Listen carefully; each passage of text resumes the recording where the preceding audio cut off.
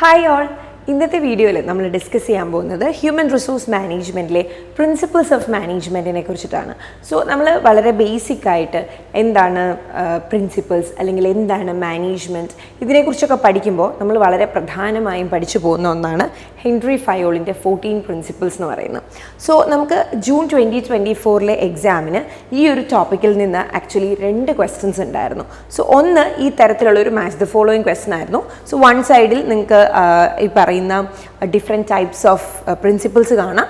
And list 2 അതിൻ്റെ ഒരു എക്സ്പ്ലനേഷനാണ് ചോദിച്ചിരിക്കുന്നത്. സോ നമ്മളത് ബേസിക്കലി കറക്റ്റ് ആയിട്ടുള്ളത് മാർക്ക് ചെയ്യുക എന്നുള്ളതാണ് നമ്മളവിടെ ചെയ്യേണ്ടുന്ന കാര്യം. സോ ഇനി ഈ ക്വസ്റ്റ്യൻ ആൻസർ ചെയ്യാൻ നമുക്ക് തീർച്ചയായിട്ടും ഫയോളിൻ്റെ 14 പ്രിൻസിപ്പിൾസിനെ കുറിച്ചിട്ട് വളരെ നല്ല ഒരു ഐഡിയ ഉണ്ടായിരിക്കണം എന്നുള്ളതാണ്. സോ ആക്ച്വലി ഫയോളിൻ്റെ നമ്മൾ അഡ്മിനിസ്ട്രേറ്റീവ് തിയറി എന്നാണ് കൂടുതലായിട്ട് യൂസ് ചെയ്യുന്നത്. മോഡേൺ മാനേജ്മെൻറ്റ് തിയറി എന്ന് പറയാറുണ്ട്, പക്ഷെ അതുപോലെ തന്നെ നിങ്ങൾ നോട്ട് ചെയ്ത് വയ്ക്കണം ഫയോൾസ് അഡ്മിനിസ്ട്രേറ്റീവ് തിയറി എന്നുള്ളത്. സോ ആക്ച്വലി ഇതാണ് ഏറ്റവും പ്രധാനപ്പെട്ട ഒരു തിയറി ആയിട്ടാണ് ഇതിനെ കൺസിഡർ ചെയ്യുന്നത്. ഫയോളിനെ കുറിച്ച് പറയുമ്പോൾ തന്നെ നമുക്ക് ഓർമ്മ വരുന്നത് ഫയോളിൻ്റെ 14 പ്രിൻസിപ്പിൾസ് ആണ്. സോ അദ്ദേഹമാണ് മാനേജ്മെൻറ്റ് എന്നുള്ളതുമായിട്ട് റിലേറ്റ് ചെയ്തൊരു 14 പ്രിൻസിപ്പിൾസ് നമ്മൾ ഫോളോ ചെയ്യേണ്ടതുണ്ടെന്ന് വളരെ കൃത്യമായിട്ട് ലിസ്റ്റ് ചെയ്ത് പറഞ്ഞിരുന്നു. So that was in his book the book general and industrial management. That was the first book published by Henry Fayol. നിങ്ങൾ ഈ ഒരു ഏരിയ പഠിക്കുമ്പോൾ ശ്രദ്ധിക്കേണ്ട മറ്റൊരു കാര്യം, പല മാനേജ്മെൻറ്റ് തിങ്കേഴ്സ് ഉണ്ട്. അപ്പോൾ ഇവരെഴുതിയിരിക്കുന്ന ചില ബുക്സുകൾ കാര്യങ്ങളുണ്ട്. അപ്പോൾ നമുക്ക് അതും വേണമെങ്കിൽ ഇപ്പം നമ്മൾ കണ്ടുപോലെ ഒരു മാച്ച് ദ ഫോളോയിങ് ക്വസ്റ്റ്യൻ ടൈപ്പിൽ ചോദിക്കാമെന്നാണ്. ഒരു സൈഡിൽ അവരുടെ റൈറ്റിങ്സ്, മറ്റൊരു സൈഡിൽ ഇത് ആരാണ് എഴുതിയത് അല്ലെങ്കിൽ ആരാണ് ഇത് പബ്ലിഷ് ചെയ്തത്, ഈ തരത്തിലുള്ള ക്വസ്റ്റ്യൻ ചോദിക്കാവുന്നതാണ്. അപ്പോൾ ഈ ഒരു ഏരിയ നിങ്ങൾ ഫോക്കസ് ചെയ്ത് പഠിക്കുമ്പോൾ അവരെഴുതിയിരിക്കുന്ന ബുക്സ് കൂടി റെഫർ ചെയ്യാനായിട്ട് ശ്രമിക്കുക എന്നുള്ളതാണ്. ഓക്കെ, ഇനി നമുക്ക് നമ്മുടെ മെയിൻ ടോപ്പിക്കിലേക്ക് വരാം. It's about 14 principles. ഏതൊക്കെയാണ് ആ 14 പ്രിൻസിപ്പിൾസ് എന്ന് ആദ്യം നോക്കാം. Division of work, authority, discipline, unity of command, unity of direction, subordination of individual interest to general interest, remuneration, centralisation, scalar chain, order, equity, stability of tenure of personnel, initiative, esprit, decops. അപ്പോൾ ഇതാണ് ആ 14 principle.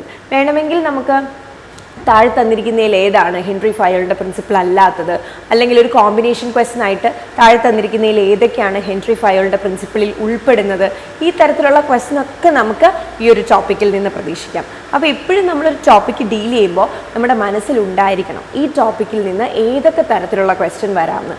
അത് മനസ്സിലാക്കി വേണം നമ്മൾ പഠിക്കാനായിട്ട്. Okay, anyway ഞാൻ ഈ ഒരു ക്വസ്റ്റ്യനിൽ ഫോക്കസ് ചെയ്ത് ചോദിച്ചിരിക്കുന്ന കാര്യങ്ങളെക്കുറിച്ചിട്ടാണ് ഡീറ്റെയിൽ ആയിട്ട് പറയാനായിട്ട് ശ്രമിക്കുന്നത്. നമ്മൾ വളരെ ഡീറ്റെയിൽ ആയിട്ട് പ്രിൻസിപ്പിൾസിനെ കുറിച്ചും അതിൽ നമ്മൾ ശ്രദ്ധിക്കേണ്ട പോയിന്റ്സിനെ കുറിച്ചിട്ടും ഒക്കെ വളരെ ഡീറ്റെയിൽഡ് ആയിട്ടുള്ള വീഡിയോസ് ആപ്പിൾബിയുടെ LMS പ്ലാറ്റ്ഫോമിൽ അപ്ലോഡ് ചെയ്തിട്ടുള്ളതാണ്. ഇവിടെ നമ്മൾ ഈ ഒരു ക്വസ്റ്റ്യൻ സോൾവ് ചെയ്യാൻ അല്ലെങ്കിൽ ഈ തരത്തിൽ ക്വസ്റ്റ്യൻ വന്നാൽ നമ്മളതിനെ എങ്ങനെ ഡീൽ ചെയ്യണം എന്നുള്ളതാണ് നമ്മളിവിടെ പഠിക്കുന്നത്. So unity of command. എന്താണ് യൂണിറ്റി ഓഫ് കമാൻഡ് എന്നുകൊണ്ട് ഉദ്ദേശിക്കുന്നത്? പേര് പറയുന്ന പോലെ തന്നെ ഒരൊറ്റ വ്യക്തിയിൽ നിന്ന്, അതായത് നമ്മൾ ഒരൊറ്റ സുപ്പീരിയറിൽ നിന്ന് മാത്രമേ ഓർഡർ സ്വീകരിക്കാവുള്ളൂ എന്നാണ് പറഞ്ഞിരിക്കുന്നത്. കാരണം പലരിൽ നിന്ന് നമ്മൾ ഓർഡർ സ്വീകരിച്ചാൽ അത് ചിലപ്പോൾ കൺഫ്യൂസിങ് ആവും. ഇപ്പോൾ ഒരു ബോസ് പറഞ്ഞ പോലെ ആയിരിക്കില്ല മറ്റൊരു ബോസ് പറയുന്നത്. സോ മേ ബി അത് നമുക്ക് ഏതാ ചെയ്യേണ്ടത്, എങ്ങനെയാണ് ചെയ്യേണ്ടത് എന്നൊരു കൺഫ്യൂഷൻ വരാനായിട്ടുള്ള സാധ്യതയുണ്ട്. സോ എപ്പോഴും ബെറ്റർ എന്താണെന്നാണ് അദ്ദേഹം പറഞ്ഞത് ഹെൻറി ഫയോൾ അതിൻ്റെ പ്രിൻസിപ്പിൾസിൽ വഴി. അതായത് ഒരാൾക്ക് ഓർഡറും കാര്യങ്ങളും കൊടുക്കേണ്ടത് ഒരൊറ്റ സുപ്പീരിയർ ആണ്, അല്ലെങ്കിൽ ഒരു സബോർഡിനേറ്റ് ഓർഡറും കാര്യങ്ങളും സ്വീകരിക്കേണ്ടുന്നത് ഒരൊറ്റ സുപ്പീരിയറിൽ നിന്നാണ് എന്നുള്ളതാണ്. ശരിക്കും നമ്മൾ ഈ ഡിഫറെൻറ്റ് ടൈപ്സ് ഓഫ് ഓർഗനൈസേഷൻ സ്ട്രക്ചറൊക്കെ പഠിക്കുമല്ലോ. സോ നമ്മൾ അവിടെ എടുത്തു പറയുന്ന ഒരു പോയിൻ്റാണ് യൂണിറ്റി ഓഫ് കമാൻഡ് പ്രോപ്പറായിട്ട് ഫോളോ ചെയ്യാത്ത അല്ലെങ്കിൽ യൂണിറ്റി ഓഫ് കമാൻഡിന് വയലേഷൻ സംഭവിക്കുന്ന ഓർഗനൈസേഷണൽ സ്ട്രക്ചർ ഏതാണ്? That is matrix organisational structure. So അങ്ങനെയുള്ള പോയിന്റ്സ് നിങ്ങളുടെ മനസ്സിൽ ഉണ്ടായിരിക്കണം. Then unity of direction. Unity of direction എന്നുകൊണ്ട് ഉദ്ദേശിക്കുന്നത് എന്താ? വൺ ഹെഡ് വൺ പ്ലാൻ എന്നുള്ളതാണ്. എല്ലാവരും വർക്ക് ചെയ്യേണ്ടത് ഒരേ ഗോളിന് വേണ്ടിയിട്ടാണ്. അപ്പോൾ ആ മെയിൻ ഗോളിന് വേണ്ടിയിട്ട് നമ്മൾ ചെയ്യേണ്ട കാര്യങ്ങളാണ് സബ് ഡിവൈഡ് ചെയ്ത് നമ്മൾ ചെറിയ ചെറിയ ഗോൾസ് ആയിട്ടോ അല്ലെങ്കിൽ ചെറിയ ചെറിയ പ്ലാൻസ് ആയിട്ടോ ബാക്കിയുള്ളവരിലേക്ക് ഡിവൈഡ് ചെയ്ത് കൊടുക്കുന്നത്. സോ ബേസിക്കലി എല്ലാവരും വർക്ക് ചെയ്യുന്നത് എന്തിനു വേണ്ടിയിട്ടാണ്? ഒരേ ഒരു ഉദ്ദേശത്തോടു കൂടിയിട്ടാണ്.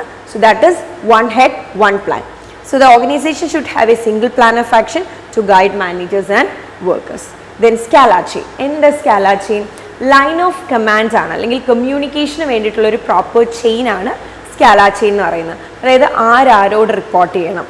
ഇപ്പം നമുക്കൊരു സ്കൂൾ അല്ലെങ്കിൽ ഒരു കോളേജിൻ്റെ എക്സാമ്പിളൊക്കെ എടുക്കുകയാണെങ്കിൽ മേ ബി നമുക്ക് സംസാരിക്കാനുള്ളത് നമ്മൾ നമ്മുടെ ക്ലാസ് ടീച്ചറിനോടായിരിക്കാം സംസാരിക്കുന്നത്, ടീച്ചറായിരിക്കും അത് ഹെഡിനോട് സംസാരിക്കുന്നത്, ആ ഡിപ്പാർട്ട്മെൻറ്റ് ഹെഡിനോട്, ഡിപ്പാർട്ട്മെൻറ്റ് ഹെഡായിരിക്കും വൈസ് പ്രിൻസിപ്പലിനോടോ അത് കമ്മ്യൂണിക്കേറ്റ് ചെയ്യുന്നത്. So there is A proper chain അല്ലേ? ആ ഒരു ചെയിനെയാണ് നമ്മൾ സ്കാലാർ ചെയിൻ, അതായത് ആ കമാൻഡ് ഫോളോ ചെയ്യുന്ന അല്ലെങ്കിൽ ആ കമ്മ്യൂണിക്കേഷൻ പോകുന്ന ആ പ്രോപ്പർ ലൈൻ ഓഫ് കമ്മ്യൂണിക്കേഷനെയാണ് നമ്മൾ സ്കാലാർ ചെയിൻ എന്ന് പറയുന്നത്. But in case of emergency, ചില അത്യാവശ്യ സാഹചര്യങ്ങളിൽ നമ്മൾ ഇതേ കാര്യം ഫോളോ ചെയ്ത് പോകണമെന്നില്ല. വളരെ എമർജൻസി ആയിട്ടൊരു സിറ്റുവേഷൻ വരുമ്പോൾ ചിലപ്പോൾ നമ്മൾ ഡയറക്റ്റ്ലി ചെന്ന് ഹെഡിനോടായിരിക്കും പറയുന്നത്, അല്ലെങ്കിൽ ഡയറക്റ്റ്ലി ചെന്ന് പ്രിൻസിപ്പലിനോടായിരിക്കും പറയുന്നത്. അപ്പോൾ ഇവിടെ ആ സ്കാലാർ ചെയിൻ വയലേറ്റ് ചെയ്യപ്പെടുന്നുണ്ട്.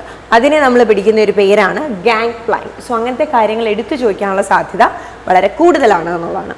And finally esprit de corps. Esprit de corps എന്നുകൊണ്ട് ഉദ്ദേശിക്കുന്നത് എന്താണ്?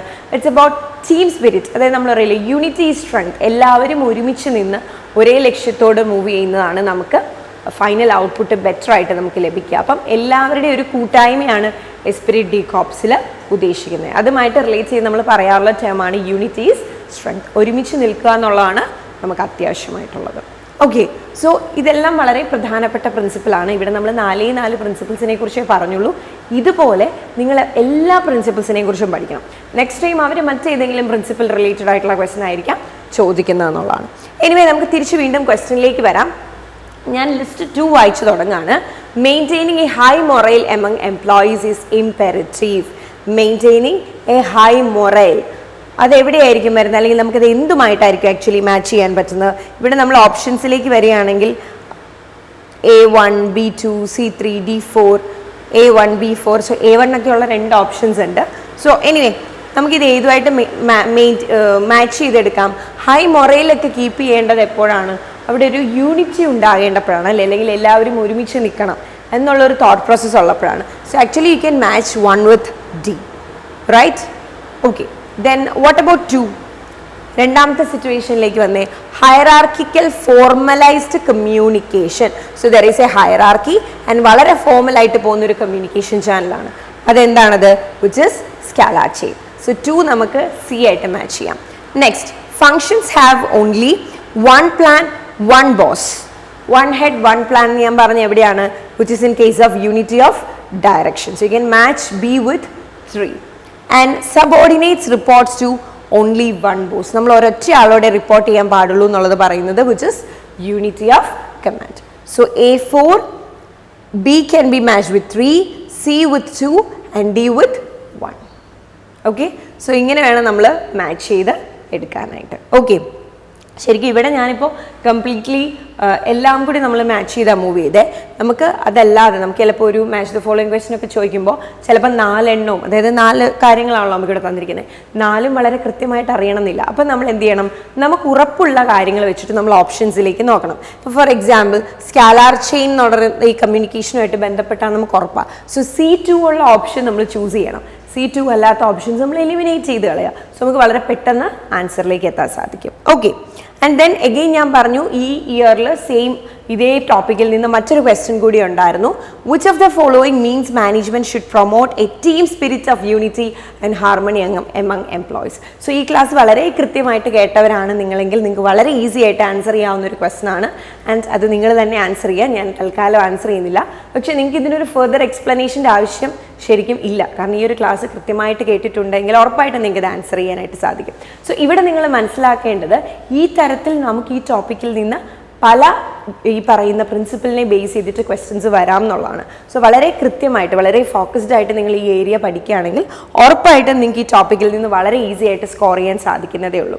സോ നിങ്ങൾ വരുന്ന എക്സാമിന് വേണ്ടി പ്രിപ്പയർ ചെയ്യുമ്പോൾ മാനേജ്മെൻറ്റ് എന്ന് പറയുന്ന ഈ ഒരു ടോപ്പിക്കിൽ പ്രിൻസിപ്പിൾസിനും അതുപോലെ തന്നെ മറ്റ് മാനേജ്മെൻറ്റ് തിങ്കേഴ്സിനും പ്രാധാന്യം കൊടുത്ത് പഠിക്കുക എന്നുള്ളതാണ്. കാരണം ഇത്തവണ ഹെൻറി ഫയലിനെ റിലേറ്റ് ചെയ്തിട്ടാണ് കൂടുതൽ ക്വസ്റ്റ്യൻസ് വന്നിരിക്കുന്നത്. സോ അതുകൊണ്ട് തന്നെ next time you can expect ഇപ്പോൾ ടൈലറുമായിട്ട് ബന്ധപ്പെട്ട് ചോദ്യങ്ങൾ ചോദിക്കാം, അതല്ലെങ്കിൽ വെബറുമായിട്ട് ബന്ധപ്പെട്ട് ചോദിക്കാം. സോ പലരുമായിട്ട് നമുക്കിങ്ങനെ മാറി ക്വസ്റ്റ്യൻസ് വരാനുള്ള സാധ്യതയുണ്ട്. സോ ആ ഒരു ടോപ്പിക്ക് പൂർണ്ണമായിട്ടും പഠിക്കുക എന്നുള്ളതാണ് നമ്മൾ വളരെയധികം ശ്രദ്ധിക്കേണ്ടുന്ന കാര്യം. So I think this video will help you for your preparation. Thank you and happy learning.